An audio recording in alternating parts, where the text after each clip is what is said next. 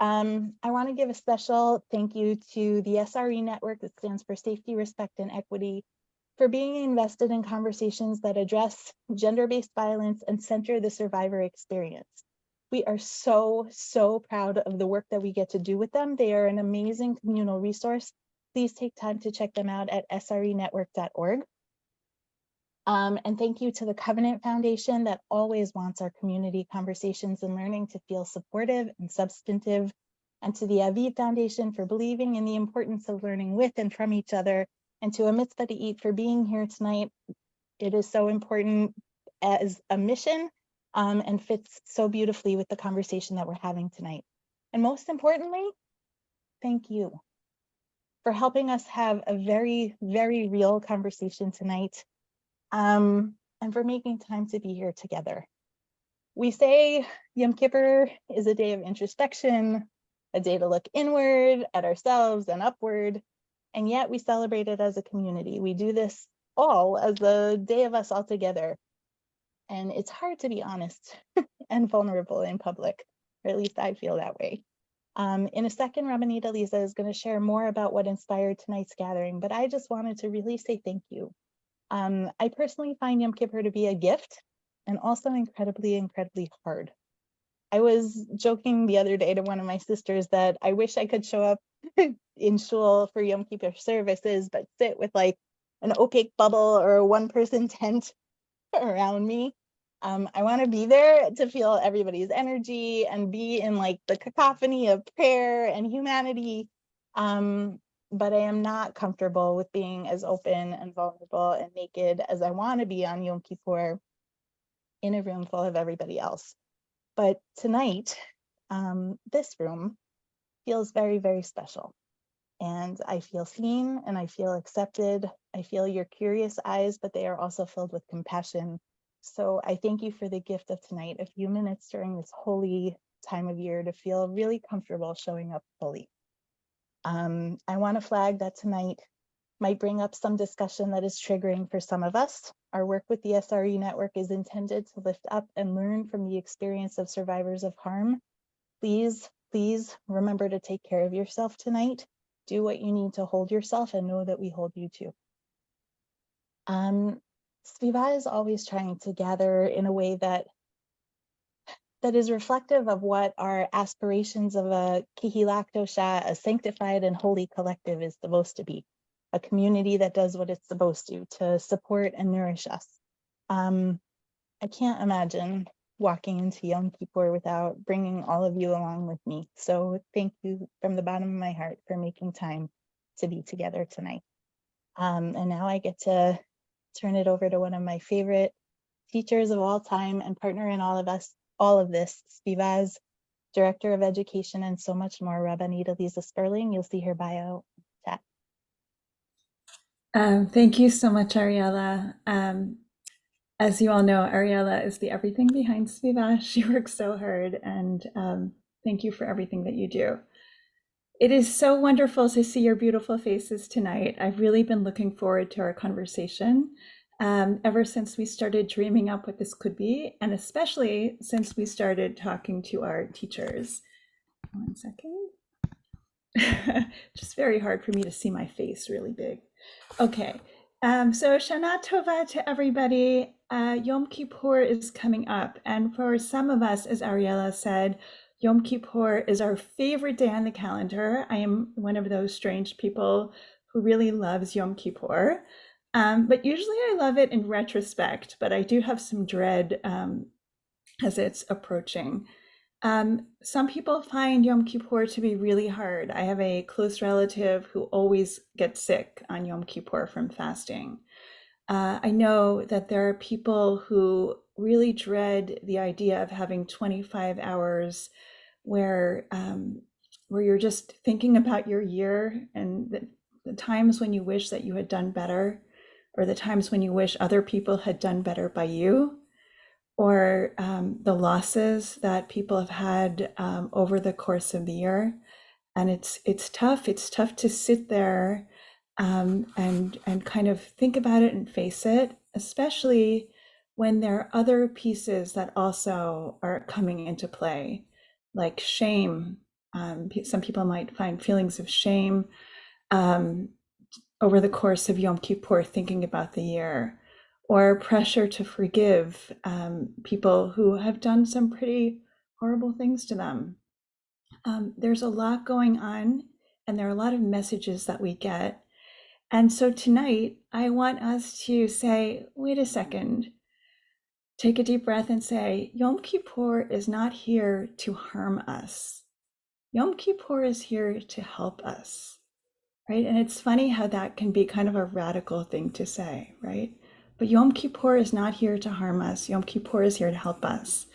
And with the help of our wonderful teachers tonight, we are going to explore how Yom Kippur can kind of get like a bad rap, or the messages of Yom Kippur, which are really sophisticated and nuanced, sometimes get communicated to us in a way where it brings shame or it brings feelings of fear.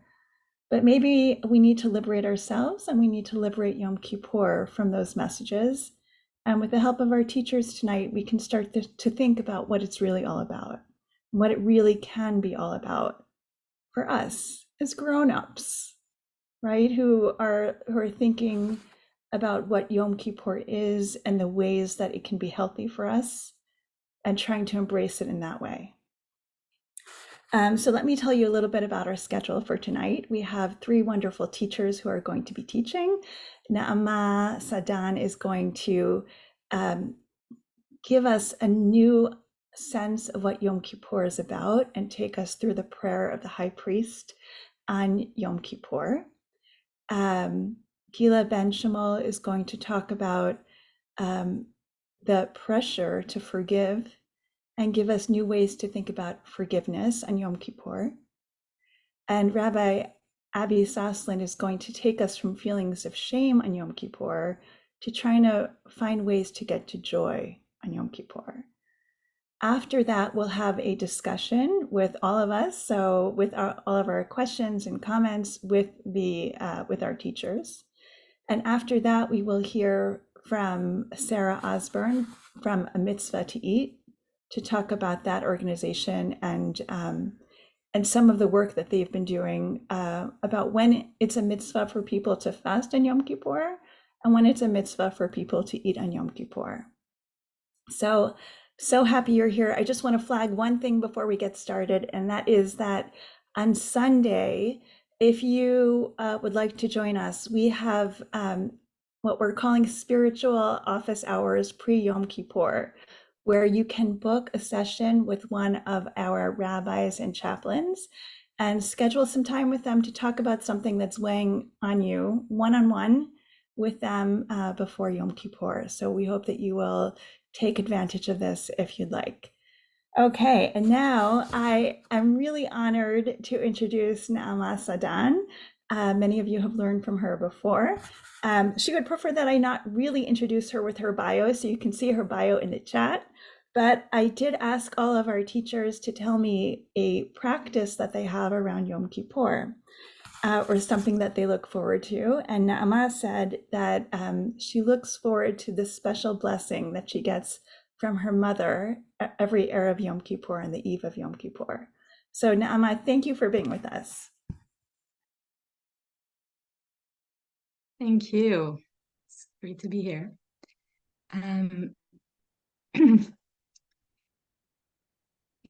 So we are getting really close to Yom Kippur, Sunday night, and I feel every year it's really a question like, how do we open heart to come to that day?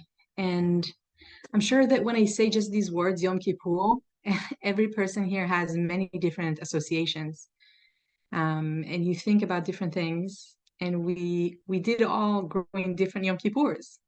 And sometimes even the same person went through different types of experiences of Yom Kippur.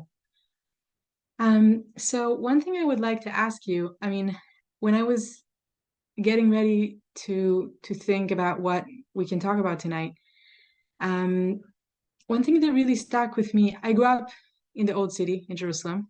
This is where I was born and raised. And And Yom Kippur was like just such an all-encompassing experience. Everything was quiet. Of course, no one's driving around. Everybody's wearing white. The streets are just full of people, all going to some type of davening, of prayer somewhere. And the voices of prayer are everywhere. And the prayer would be like the whole day. I would go with my mom at 6:30 in the morning and stay there probably with like 1 hour of rest. But we would be there the whole day, and it was like a beautiful experience. I loved it, even as like a relatively young person. And it was so full of energy. And that's something very foundational in my life. But I also had other experiences later on. And I wanted to ask, before I'm going to get to them, if you can just close your eyes for just a moment and try to remember a prayer. One time, maybe something that repeated itself that really touched you. One time when you had like a prayer that actually opened your heart, where you felt like you really speak to someone really hears you.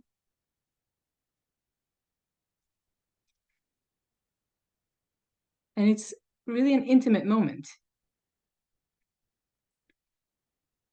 And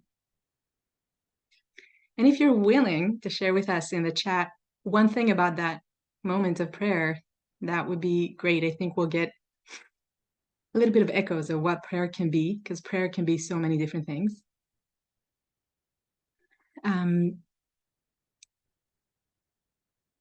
So feel free to populate the chat if you want to. But I think prayer, for me, when it's really happening, it's a really intimate place. You have to be in an intimate place to really talk to the creator of life, to feel that you really are heard, that you really are heard, that you really are speaking to someone. It's like a really deep conversation. Sometimes we have that with someone. When we speak to someone and something emerges through. And it could be sometimes a conversation with words, and sometimes it could be dance. So yesterday night, now I live in Berkeley, and there's like a thing here that women are dancing in the shul, in our synagogue, once a week at night. And I went to the dance yesterday, and they just put like music, and everybody just can dance however they want. And I felt like, wow, that's also such a prayer for me. But it's so different than these like childhood prayers that I was experiencing with so many words. So in that regard, I want to just take us through two ideas that maybe can help us reach our tefillah, reach our prayer this year in a way that is working for us. So one idea is just the fact that we have images in our head about what these 10 days of tshuva, of repentance, look like. We spoke about it a little bit in our Elul meetings, but for me, the sentence that really encapsulates it is when we ask God, please move from kiseh din le kiseh rachamim. Please move from the throne of judgment to you can read it as like the throne of mercy, but I'm giving myself the independence to take the Hebrew word rachamim, mercy or compassion, and to just take it straight away to the very literal meaning, which means a womb. And what I mean by that is our Kabbalistic tradition teaches us that there are two different ways we can see the world. There are two different layers, two different lenses that we can see the world and everything that happens in the world. We can look at the world through a masculine lens. And that doesn't mean men necessarily or women. It just, this is how they call it. And they're saying the masculine lens is a straight line. It's a linear thinking. And the linear thinking has its own logic. It's important, but it starts one place and it ends one place. And there's like there are the things that you're doing, and there are the outcomes of these things, because it's on a line. So it starts somewhere and it ends somewhere. And that's a place that really invokes in us an image of a judgment. When we're going into a room and there's a judge, and the judge will look at us and say, you did it right this year. You did it wrong this year. And your conversation with the judge would be to say, this was wrong, this was wrong, this was wrong, this was wrong, and that was right, and that was right, and that was right. And I want to make sure that everything is like in order, I think even in English, you say, right, order in the court, like it's all about keeping things safe and in order, and that's an important thing. But there's something kind of very logical about it. And in that regard, the Kabbalistic tradition says it's not the only way that we can understand the world, because actually the world sometimes is really not in order. Sometimes we're doing things and the outcomes are seem totally not connected. They're saying there's another way of viewing the world, and that's a feminine way. And the feminine way is chaotic. It is a circle. It means that life and death are not a beginning and an end, but life and death are actually connecting in many points. In the beginning and the end of the circle, it's the same place. So when you look at the world like that, you might say, I have no idea why things are happening that way, but I am still present in my experience. And then you're not going into the Kisei Din, you're not going to the throne of judgment, but you're going in front of the birth stool, the throne of compassion, the throne of the womb.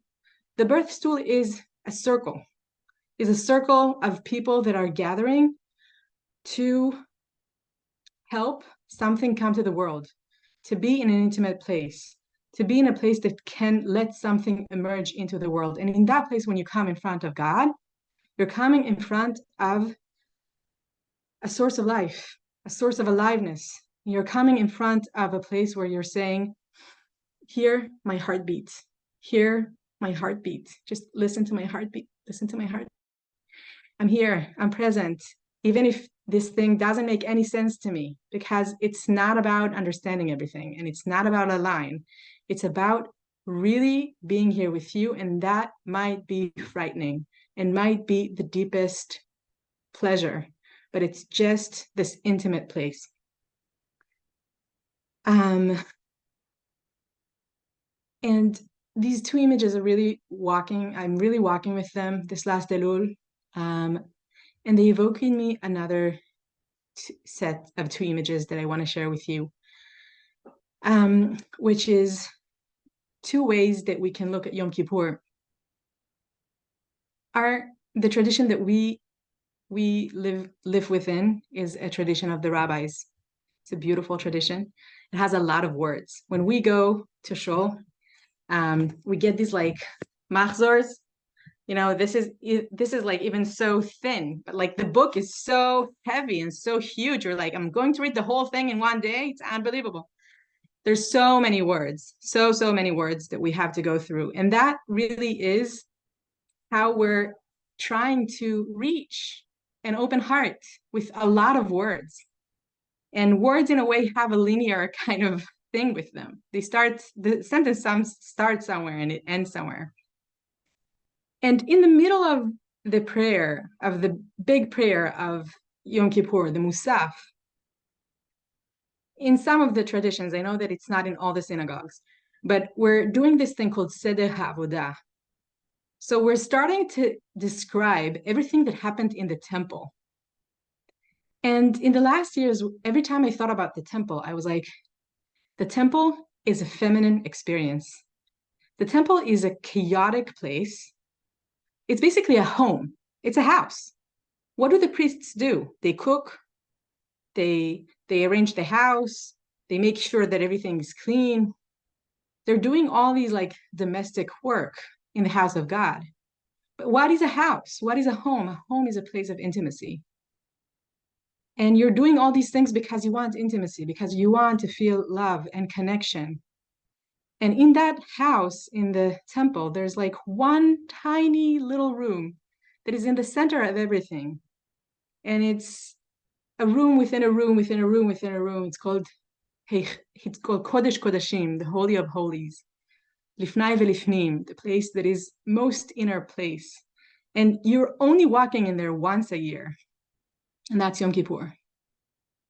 You're walking into this place that is so intimate, that is like the heart of the house, the heart of the home. And that's in the temple. So we have like an image of Yom Kippur as being of so many words, and this is how we grow up. It's beautiful. There's also an image of the temple, and in the temple, people come and they don't speak. They just do things with their body. They're standing there, they're looking. The Kohen is going in, he's going out, he's doing this, he's doing that. There's some smells. There's like, the Mishnah even says that the women are just dancing on Yom Kippur. They're just dancing in white clothes. There's like the whole embodied feeling. And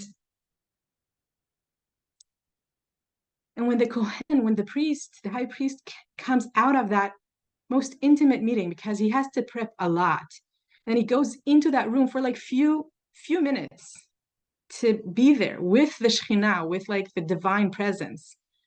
When he's there, when he's walking back, he's saying one prayer. And that prayer is so short. So think about our machzor, that is like so many words of prayer. He's saying just like, please give us rain. Please make sure that our trees grow fruit. Please give us political stability, and make sure that our kids are okay. And that's it. And that's such a short prayer. So my time is up. So I'm just going to say one thing about this prayer that I hope can be good for us as we're walking into Yom Kippur. The Kohanim are also, what they do is like bless the people. And I wanted to sing it, but I don't think I have time to do it. Yes, Aliza, no. Yeah? Okay, so maybe I'll just sing it for a moment and say one word about it and close. So that's the blessing. And I just want to say that blessing in a way is also just channeling something. Think about the birth stool. You're just channeling something from God to other people. That's blessing. And prayer is channeling it up. So here's how I love to sing Birkat Kohanim, the blessing of the priests.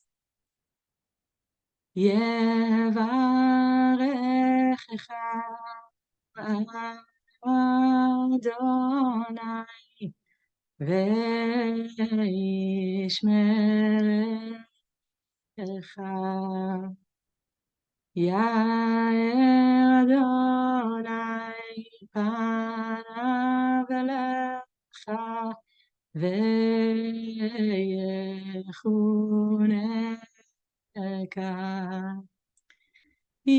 יישא אדוני פניו אליך ויעשה לך שלום.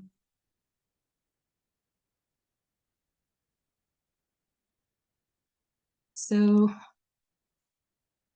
with that, I'm sure a lot of things will connect through the other words, but I'll just leave it here.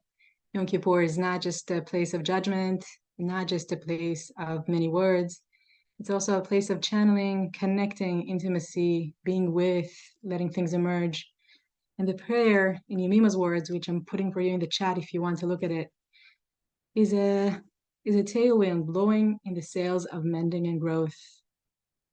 And it lets us know that we're not alone. We're channeling a big partner with us. Thank you. Thank you so much, Naama. That's so beautiful. Those last words that you said about how we're not alone, and you talked about the high priest who goes into the innermost sanctum, and in one way, he's the most alone of any person in the world, and in another way, everybody's thinking about him and praying for him. thank you for this, and we'll have more of a discussion about this later.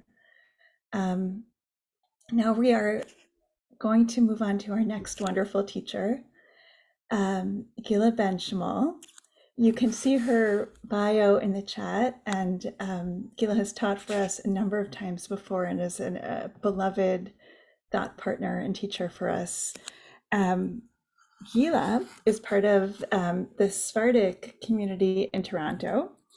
And she says, I asked all our teachers to tell us about a practice they have around Yom Kippur. So she says that the Saturday night before Yom Kippur, all the Sephardic shuls in Toronto come together for a massive Yom Kippur slichot, for prayer service together.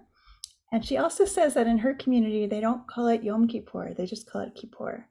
So Guila, thank you so much for being with us. Thank you for having me.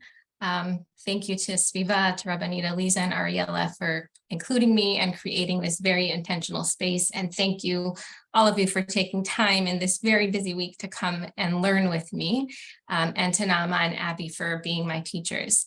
So I was asked to talk about forgiveness in the context of those who have been seriously harmed.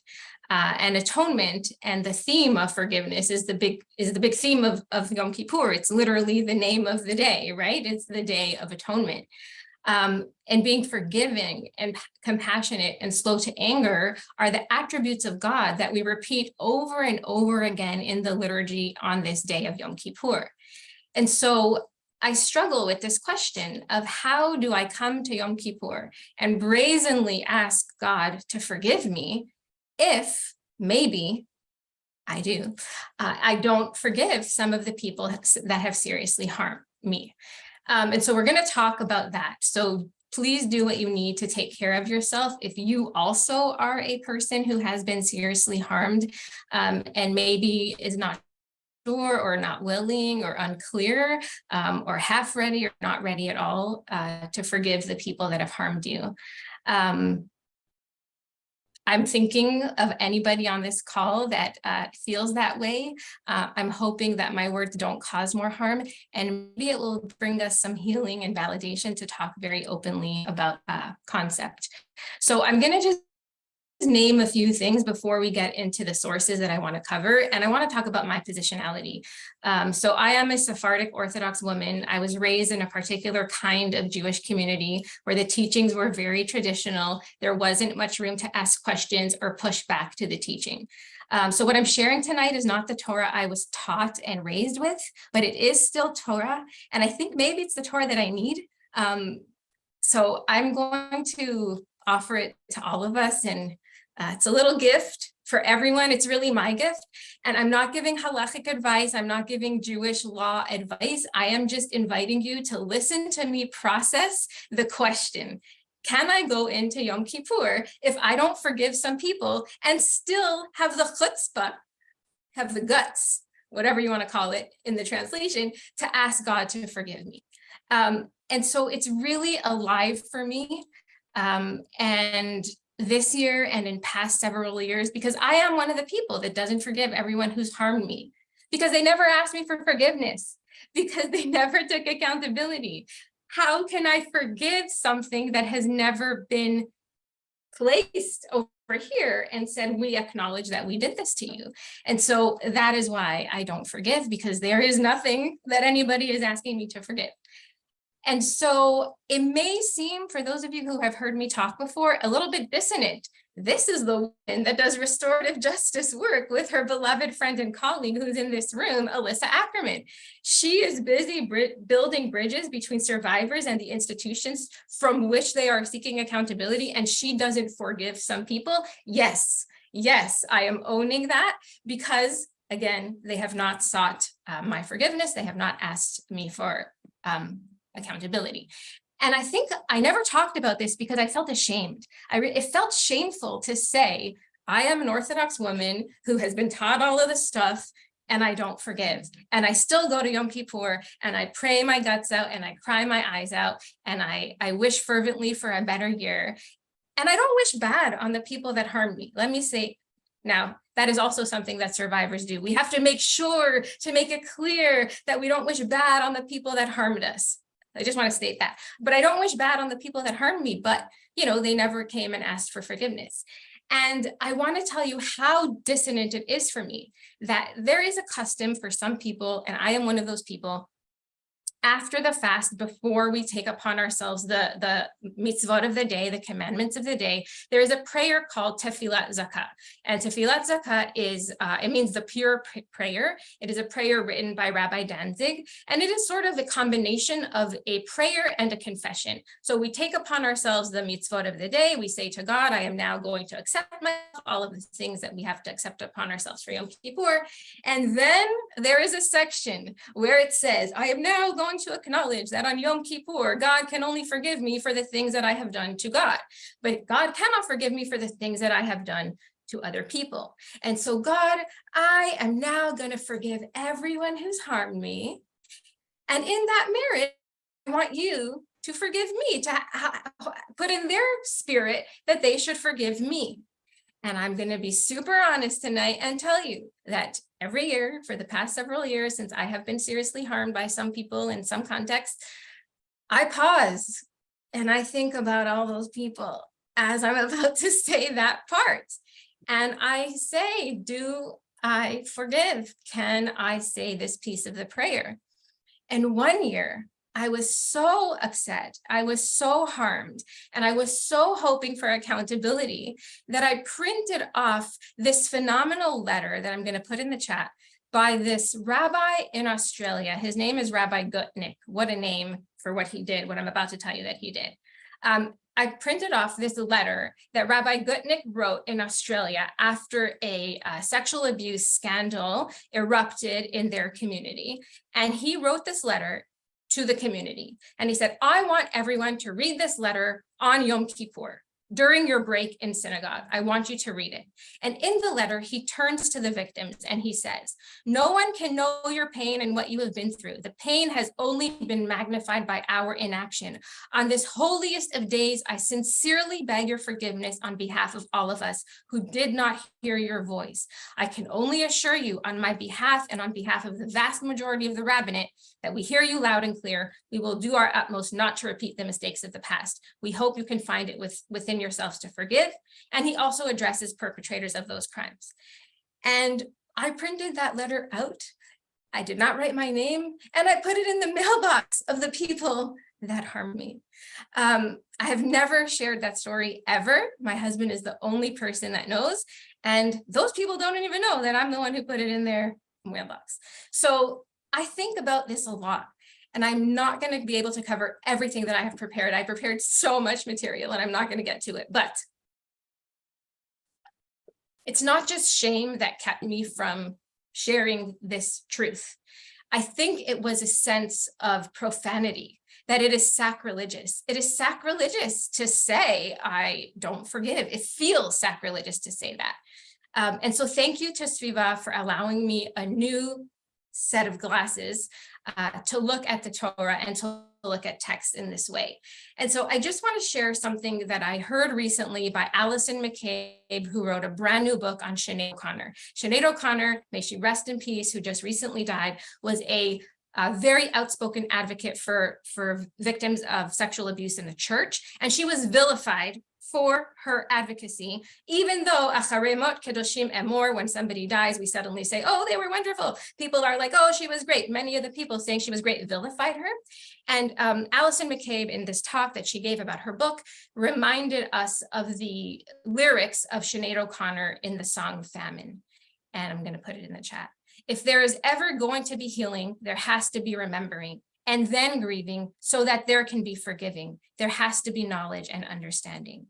And so what I want to remind us is there are things that have to happen before forgiveness, before healing. There has to be remembering, there has to be an accounting, there has to be grieving. There has to be knowledge and understanding. There has to be voice and listening. And maybe there is forgiving. But the question of forgiveness is always put to the wrong party. And the question of forgiveness is always put to the wronged party.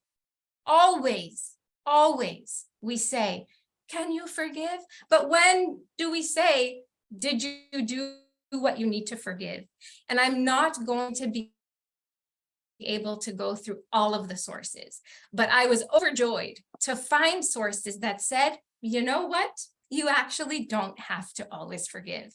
So now I can feel a little bit more confident when I'm saying the prayer Tefillat Zakah this year. So two quick sources I want to look at. Rabbi Telushkin has explained that there are 3 attitudes toward forgiveness. 97% of the time, forgiveness is required, right? The damage done is not irrevocable. The person who did it really, did their job to ask you for forgiveness, and we should forgive them. But sometimes it's optional when the damage cannot be undone and the transgressor does not ask for forgiveness. And then he says it's sometimes forbidden. It is forbidden when you are asked to forgive on behalf of someone else, because you cannot do that. Just like God cannot do that. If God cannot do that, we cannot do it either. And then quickly, and I'm not going to be able to go into the whole thing, but Lord Rabbi Jonathan Sacks has a beautiful teaching on the story of Joseph and his brothers in the book of Genesis, right? The book of Genesis is where the brothers of the sons of Jacob, they get very jealous of their brother Joseph, and they decide that they're going to throw him in a pit, and they throw him in a pit and they leave him to die. And then they say, you know what? Probably not such a good idea. Let's sell him to slavery. And they tell their dad that he was killed by an animal. And unbeknownst to them, Joseph is rising in Egypt. He becomes, in charge, and he predicts that there's going to be a famine, and he helps the king decide how to store the grain so that Egypt has food. And that famine does come to pass, and the brothers come to Egypt to get food. And they don't realize that they are standing in front of their brother. And Lord Rabbi Jonathan Sacks looks at this story and he says, if you look at what happens here, this showdown between the brothers and Joseph, what we see is a crash course on atonement and forgiveness. It is also the first time, I always look at the first time in the Torah something is talked about or written. It is the first time in the Torah we see forgiveness amongst people, right? Not forgiveness between God and someone else, but amongst people. And what is going on in this ordeal? When Joseph finally says, I am Joseph, your brother, and he cries, he finally sees that the brothers changed. He had to put them through the ordeal. It wasn't cruelty. It was actually a gift to put them through an ordeal, because you cannot forgive, you cannot welcome with open arms these people that were capable of selling you to slavery, that were capable to see your father suffer and say that you had died. Right? He had to actually see that they were different. And if you look at the text, and maybe another time we can have a session on that, we can look at the text and we can go through how does atonement happen so that forgiveness can become a possibility. And when it becomes a possibility, then Joseph says, you're actually different people. You wouldn't let me take Benjamin as a slave. You are not the same brothers. And very last thing I'm going to share, I have I think 1.5 minutes left. 2 more things I'm going to share. Dina Weiss from Hadar this year writes in their High Holiday booklet. She says, there's this rule that we have, right? You only have to ask 3 times from a person. And if they don't forgive you, it's their problem. You're sort of did your job. And we all learned that as okay, must be enough. I did my thing. And she says, no. That's not what it is. But the message here is, I'm going to read this to you. Teshuvah is so powerful and beautiful and necessary, but it is not unlimited and it is not magic. Sometimes what we think of as teshuvah doesn't work. What comes in its place is the hard work of acceptance and moving on. And she says, God is not a sucker. So I'm going to share, we don't have to be suckers. God does not just forgive and forgive and forgive. At a certain point, he says, I accept you're not actually going to change here, or you're not going to change today. And so I want to forgive myself this Yom Kippur for not forgiving. But I actually want to scratch that, because I'm not forgiving myself, because I just taught us some sources. We learned together some sources that we don't have to forgive. That is actually maybe a sin to forgive when people have not come with atonement. And so I'm not forgiving myself this year. I'm going to give myself permission. I'm going to give myself permission to not forgive for those who have not sought out my forgiveness. I welcome you all to do what you will with this permission that I am giving myself. I thank you for that gift. There is so much more to say. I'm going to put some resources in the chat so that anyone who wants to look at them at some point can look at them. And Abby, my friend. Thank you so much, Guila. Wow. I know that we probably have a lot of questions and things that we want to ask you, say to you, and we will have time in about 15-20 minutes to have this conversation of all of us with our teachers. I now have the great privilege of introducing Rabbi Abby Sosland. As I said before, I've been asking all our teachers what practices they have around Yom Kippur. And Rabbi Sosland, Abby, does a lot of journaling.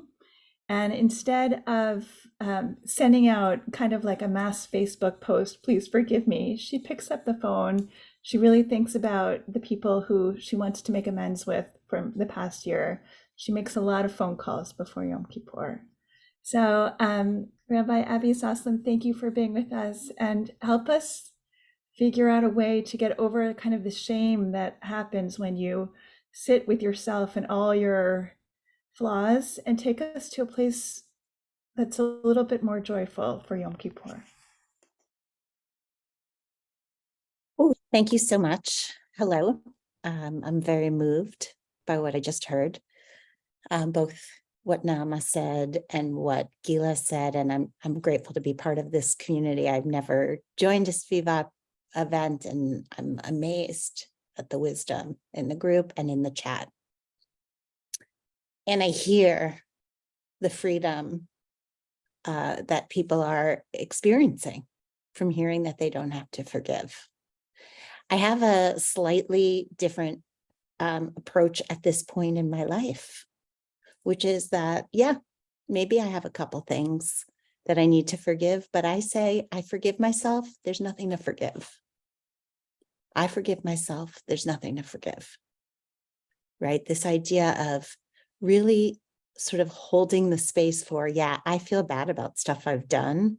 And also, it's not that big a deal always, right? So we have to come sort of, Guila, the stuff you're talking about is, oh, you saw my pajamas. So there you go.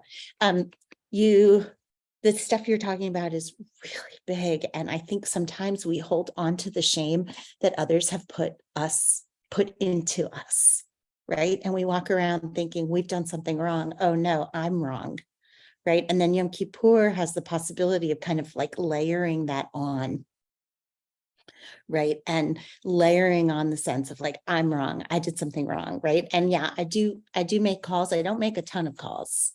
I make a few. I'm not running around the world apologizing anymore, right? That is a way that I used to be. It's not who I am today.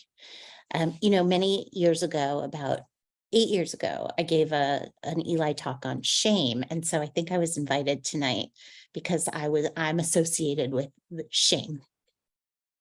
And I think a lot about shame because every day in our tefillah, we say, before we say the Shema, we say, God, help us not to be ashamed. V'lo nevosh le'olam va'ed. Help us not to be ashamed, not to feel shame. And I guess I wonder, what does it mean that I'm constantly asking God for help with that?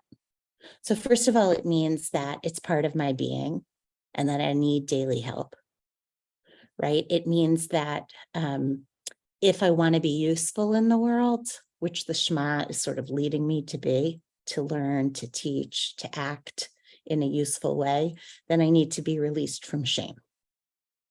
I need to have that lifted, right? And no matter what I do, no matter all the work I do, some of it is just going to have to be lifted when it's time. And if I can sort of hold the grief that Guila was talking about and sort of allow that to happen, then maybe the shame can be lifted. And I was reading a book, I think it's called The Wild Path of Sorrow. I can find it by a grief counselor who said it used to be in his work that people would come in and talk about grief for one person. We think about grief as a thing about loss, Shiva. And yet the idea that we're actually grieving for so many things right now. We're grieving for the way the world is. We're grieving for loss of our own innocence, loss of, loss of rule of law, loss of, the earth, the way the earth is suffering. We're like in a deep state of grief all the time. So how do you get from shame and grief to celebration? And I'm not going to show the source sheet, but we can put it in the chat if we want, that beautiful Mishnah that Naama referred to, which is that the women of Jerusalem, B'nai Israel, the women of our people, the women of Israel, would go out on Yom Kippur and in the summer, 2 days of the year, on Tu B'Av and on Yom Kippur, and they would go out dancing in the fields, and they would wear these white dresses. Now, why on Yom Kippur of all days? And why would they go out dressed in this white, you could say, I think there are a lot of things it might represent. It might represent their purity. I don't know. It might represent almost Yom Kippur whiteness, newness, life, right? Life and death is in the white kittel that we imagine for Yom Kippur. And the text says they would actually borrow them from each other so that no one who didn't have would be ashamed, right? So that there was a sharing of beauty and a sharing of clothing and dress on this day, this celebratory day. And so somehow in the sharing and in the dancing, there was a celebration. Now, why would Yom Kippur be a celebration? So in my mind, this does get to the forgiveness piece, because I believe, at least for ourselves, once we've done the work, so let's assume that we've seen the letter in our mailbox and we've taken the accountability for anything that we've done, because that has to be first. And let's assume that we've sort of grieved. Then what comes next? What comes next is asking God or asking the universe, or whatever we believe, to release us of shame, so that then we can dance, that we can put on our finest clothes and dance. And Yom Kippur is a day when we get to say, yeah, I'm forgiven. There's a very beautiful idea in the Talmud, and then later in the law, that you have to serve 2 dishes after the fast on Yom Kippur, or after Yom Kippur, Shnei Tavshilin at least, right? So to have like a bowl of cereal is a way to, have a regular meal at night. Okay, I made one thing. But after Yom Kippur, you're supposed to have a lot. You're supposed to have a joyful meal. Why is that? Because Naama said, the Kohen Gadol went in, he survived this unbelievable experience. He comes out, he's glowing like crazy. He blesses all the people and he throws a feast. Because there's this idea that Yom Kippur allows us to sort of get rid of the gunk, get rid of the gunk, allow the shame to be lifted completely. Because at the end of the day, I'm standing side by side with the other people in my life, with my community, and I'm dancing, right? And I'm dancing. So we always end Yom Kippur. I see that my dear friend, Beth Mann, is here, who co-runs my service on the high holidays with me. And we always end Yom Kippur with a very joyful song. We always end Ne'ilah with joyful song, because we believe that's it. We're done. We don't have to feel shame all the time. There is a future. When I hear the Torah that I need, I love that line, right? When I think about the Torah that I need, it's the vision of dancing. It's the vision of a life where I don't have to walk around feeling shame, where I don't have to have the burden of feeling this idea of sin. Instead, I have this sin cleansed, right? And it's a given. It's a given. No matter what, I end the day forgiven. Yosef Soloveitchik, Yosef Dov Soloveitchik talks about what happens when we stand together in the Amidah and we say, I sinned, I sinned, I sinned, in the alphabet, right? What kind of a group of people sings a song when they sing? Right? Na, na, na, na, na, na, na. That seems a little bit counterintuitive, but in fact, it's because we're like, yeah, we sinned, but we're together. And we know that when we stand together, you're going to forgive us. right? So when I'm alone in my house, I may feel ashamed. And in fact, Soloveitchik talks about when I say the Amida alone, I might be like trembling. But when I'm with my people, my peeps, right? When I'm with the group of us that gather together to be here, I don't have to be nervous because I know the end of this game is going to be this fabulous meal where I celebrate, or whatever the meal is, right? And we'll talk after about food and all the complications around that. But the idea of a celebration of the end of the day, right? The end of the day, I know I've been forgiven. And that is a celebratory approach that I believe can take us from this place of terror, grief, shame, to a possibility of joining hands and dancing and sharing our dresses and sharing our clothing and sharing the joy of possibly a world without that kind of shame, a world where we do feel liberated, a world where we do feel free.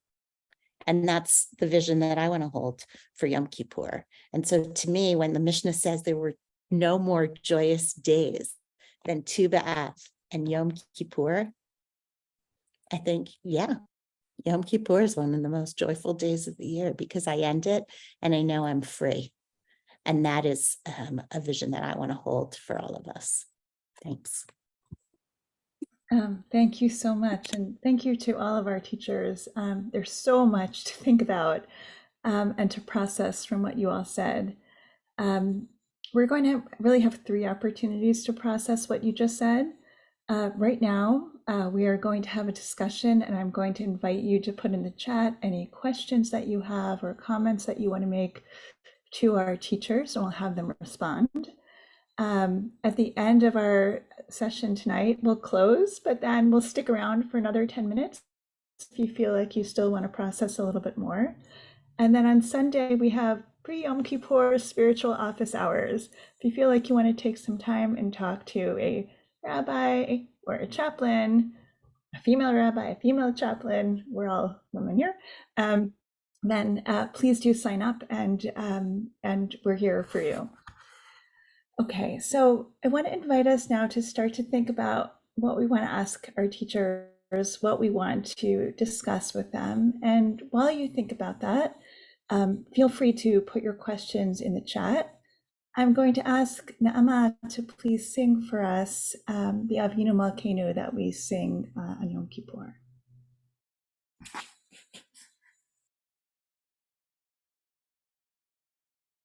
So I'll sing only the melody so that people can be with their thoughts.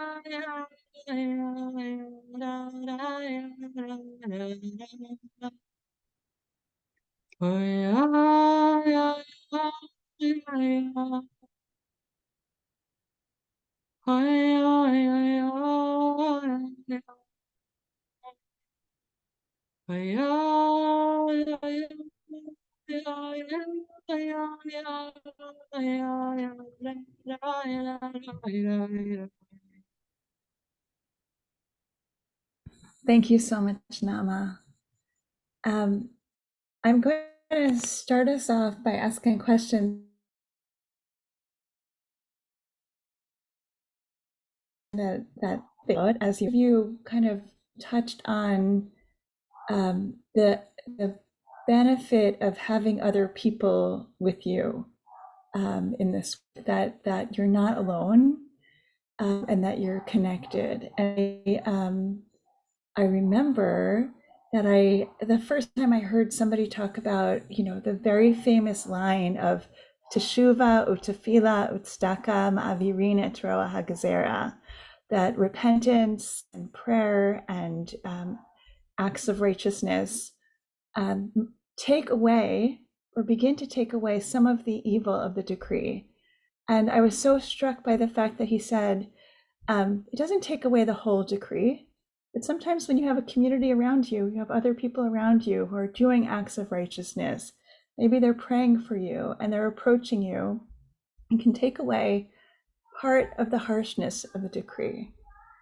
So I want to open up and ask you, what's the role of the rest of us? We have this beautiful community right here.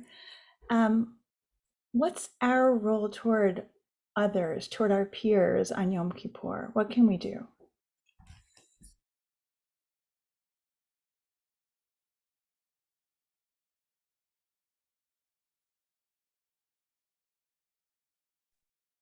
I can jump in. I think, first of all, we can just offer, this is very, very simple stuff, but offer a smile. A lot of people come into shul on Yom Kippur and they feel alone, and they don't know if this is the community for them. And oh, that person looks like they know what they're doing. And oh, I guess I don't really believe any of this. And oh, over there, someone looks like they really believe it because they close their eyes or they're reading something. I'm sure they totally get everything. So I think just even acknowledging that and sort of sharing the warmth, that's something we can do even to strangers. Not everybody needs a handshake or a hug or a come sit by me, although those are beautiful options too. But just sort of acknowledging with our eyes the other people in the room, I think that's a really powerful thing we can do on the day.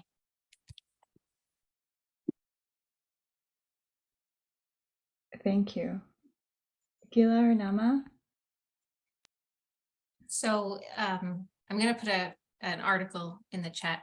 I read a lot for this session that talks about Judith Herman, who interviewed a bunch of rape survivors, and she asked them, what do you want now in the aftermath of the harm? What is it you would like? And all of the different offerings, all of the different suggestions hurt survivors, but also helped survivors. But the one thing that was part of the final stage of healing, if we say that, because I don't believe it's linear, was coming into community with others. And the article that I'm going to put in here talks about the obligations that people who've been harmed create in the rest of us. And I think what we can do is live up to those obligations, so that if we have values, we stand in solidarity with people who've been harmed, to see them, to hear them, to listen to them. Jennifer Raskas has a beautiful piece, and I'll try and find it and put it here, that Rosh Hashanah was all about women who were not seen and heard. And it is up to us to see and hear the Saras, the Chanas, the Hagars in our communities, and say, I'm going to see you and I'm going to hear you. So even just listening and being there in solidarity. I'm going to put two pieces in the chat. Thank you. Naama, I don't know if you want to take this one or if I should go on. I can just say something quick. Just back to the images, I think that there's something about a court image that you're really coming as yourself, by yourself, and being judged is it could be all kinds of experiences, I guess, but it could be a very frightening feeling.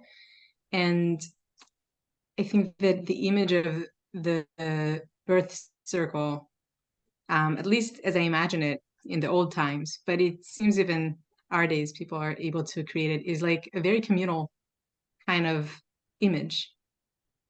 It's an image where like things are being held together, and the whole idea is really to allow someone to connect and to bring something, but with the help of others. So I don't know about like what it looks like in a synagogue necessarily, but I think that just around Yom Kippur, maybe some kind of like conversations can open, and to to get together, even if in something like this here, like in SVIVAH, to get together and to say, hey, I'm not doing this alone. I'm going into Yom Kippur with all these people who are in different ways. Some of them maybe give me teaching, some of them maybe give me something in the chat, some of them maybe just are looking at me, some of them are working to make this happen for me. But like, to know that we're working with a whole community and walking into Yom Kippur with a whole community feels to me like it gives me a lot of koach. And I feel just in the conversation here, like all three of us are talking about different things, but it feels like things are emerging in between, and kind of like interweaving. And I think it happened in the chat too. So I think Yom Kippur is like its own thing, but we're also going towards it, and we're going to go out of it, and to allow ourselves to go there with our circles. I'm seeing some questions here about, Yom Kippur is so built around structures, like you go to synagogue, you have that huge machzor, that huge prayer book that you were talking about, Naama. What about people who, COVID's been coming back, and there are certain people who just can't go back into synagogue this year? Or there may also be people who just, the prayers don't speak to them, and it just feels like a burden to pray. Or they're not very happy with God right now, and they don't feel like they want to pray, or at least those prayers. Are there other ways to connect on Yom Kippur? What are some outside the box or outside the regular structure ways to connect?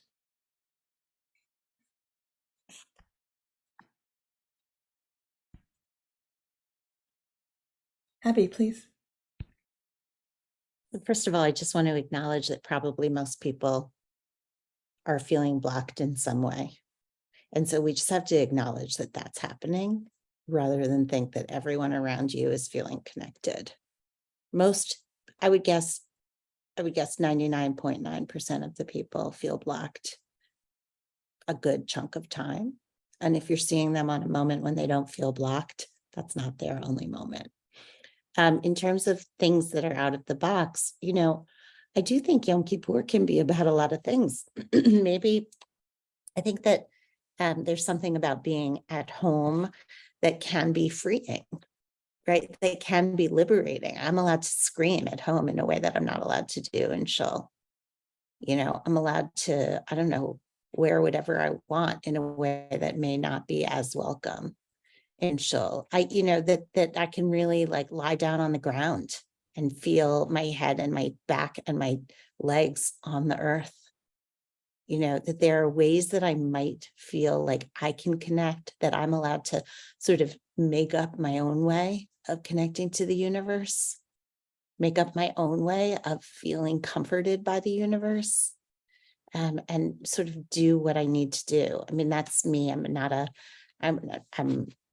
Halacha is a path for me. It's a little bit different, but I would say to really allow yourself those spaces, right? Allow yourself to say, this year I'm going to do it a little differently.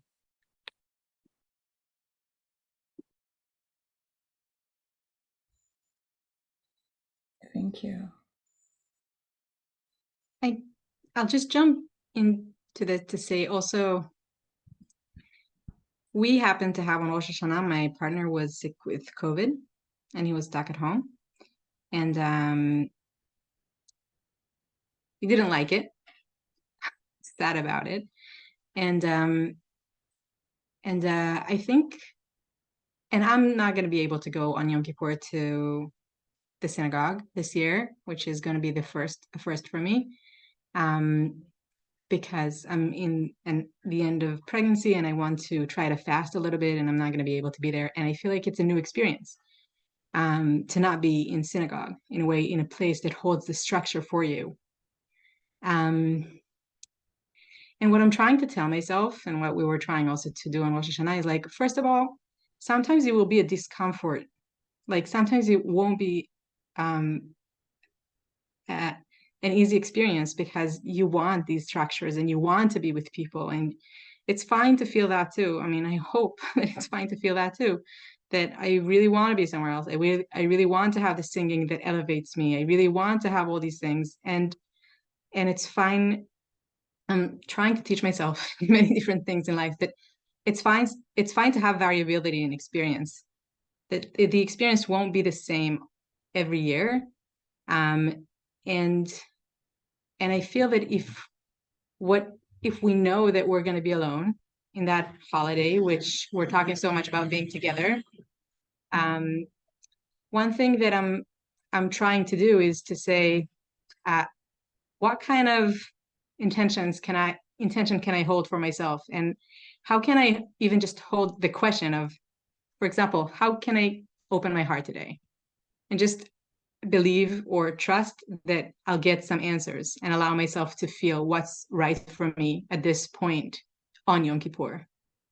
I might not be able to plan everything, but like to really be attuned to myself, knowing that I have a soul and I have a connection to the divine, that I'll feel what's right for me, or I'll try to pay attention to what's right for me at different points in that day.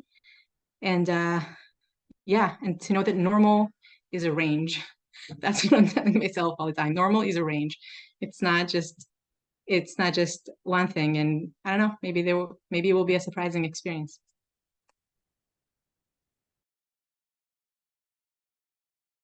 You're muted. I'm muted. Okay. Guila, thank you for helping us explore forgiveness. I think there are some questions about, even if a person takes that step of saying, God is not a sucker and I'm not going to be a sucker. I love that line. I don't need to forgive. And yet you're still sitting for 25 hours, and it's got to be that those harms really come up for the person sitting there over and over again. So we've taken one step, right? We've taken away the burden of forgiveness.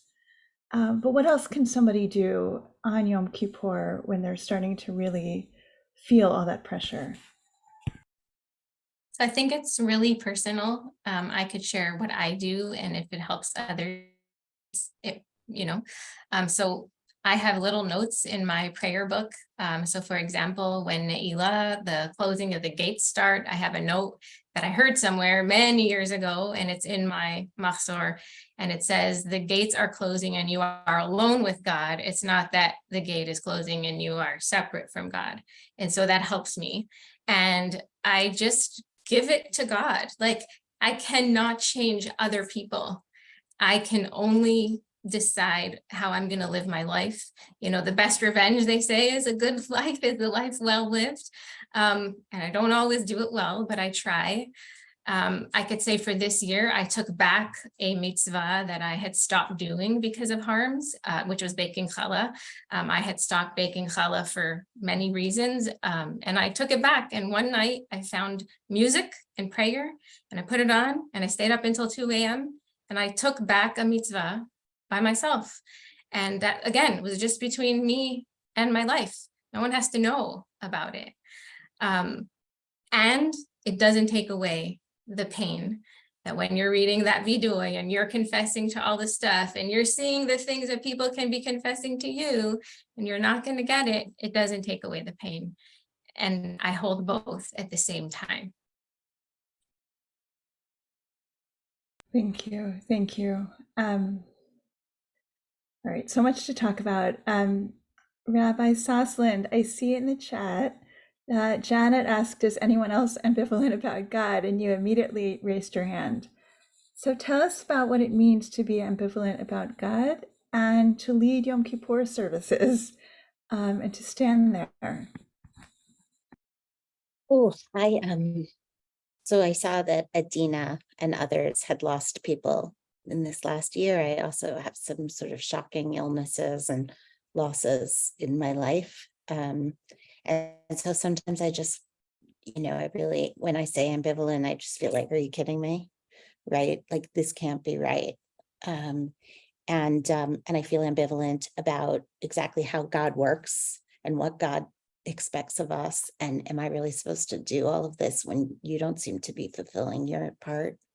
And how are you allowing, earthquakes and hurricanes to take away lives? Like, there's just a level of ambivalence. So, first of all, this idea of like, what is God? I could go there. I try not to go there too often, right? It's not that useful for me in my own life, but just this kind of like, are you kidding me? Hashem is basically how I feel often.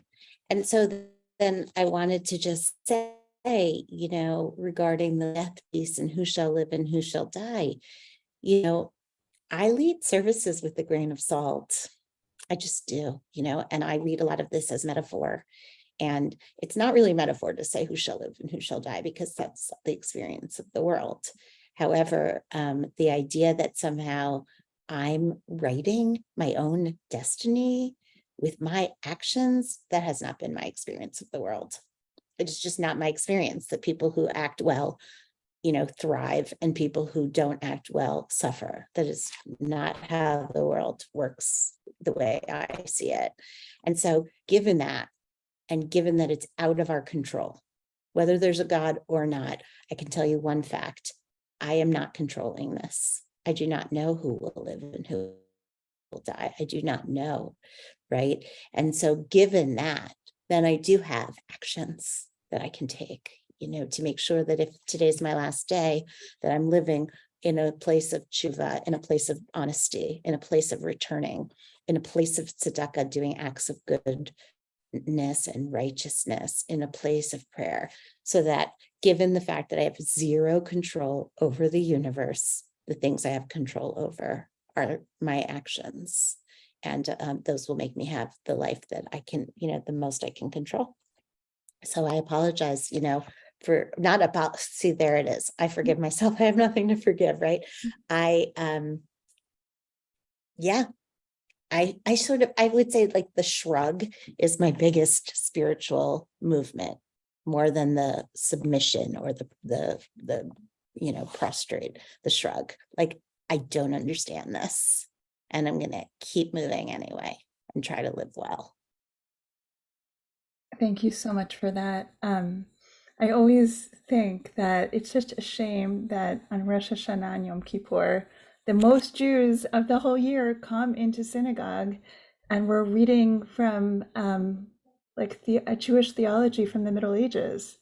Like, this is the opportunity to really get something good going among us. Like, we can add to our machzor. What would happen if we put together a new machzor that really reflected our theology and the way that we think about things? So maybe that's the next project for SVIVAH. In the meantime, I want to invite Sarah Osborne to talk to us about a mitzvah to eat. When I asked Sarah what her practices are on Yom Kippur, and this will give you a good sense, and you should look in the chat and see Sarah's bio. She says that she always says, may you have a meaningful Yom Kippur and not a meaningful fast, because not everyone can fast. Thank you, Sarah. Thank you, Rabbanit, Aliza. It has been so lovely to learn with everyone tonight. And I want to share briefly about my work for Mitzvah to Eat. It's the organization that I founded 2 years ago, originally to support people needing to eat on Yom Kippur. Founding a Mitzvah to Eat was based on my experience when fasting became potentially dangerous for me. At that time, about 8 years ago, I wasn't sure how sick I needed to be or how serious my condition needed to be in order to need to eat on Yom Kippur. I went through a process of trying to find a rabbi who could talk it through with me and support me in eating, because that was important to me. When I finally found the rabbi who supported me in saying, your mitzvah is to eat, I found that I still couldn't eat as needed on Yom Kippur. I felt so profoundly lonely, like I was one of a handful of people across the entire earth who needed to eat. That all changed 2 years ago when I found prayers to bring holiness to eating on Yom Kippur and began studying Jewish texts to see that people like me who needed to eat on Yom Kippur have always been part of Jewish tradition. But what transformed me the most was what happened when I started looking for people in my neighborhood to eat with, to build a sense of community around not being able to fast. I expected to meet a friend of a friend of a friend, because surely I didn't know anyone else who also needed to eat. To my surprise, 5 people I already knew were just like me. So I wondered, what if other people who need to eat on Yom Kippur felt as alone as I did? What would happen if we connected through an online global community?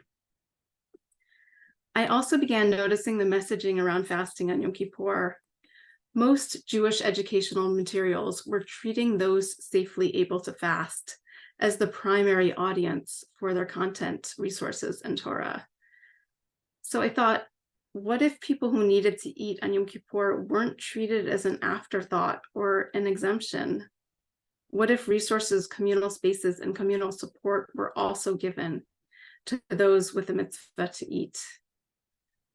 I noticed that many people who needed to eat on Yom Kippur felt shame, just like me. And I thought, what if instead of telling other people, telling us to feel less shame, as people so often do in an attempt to be helpful, we actually looked at the source of the shame?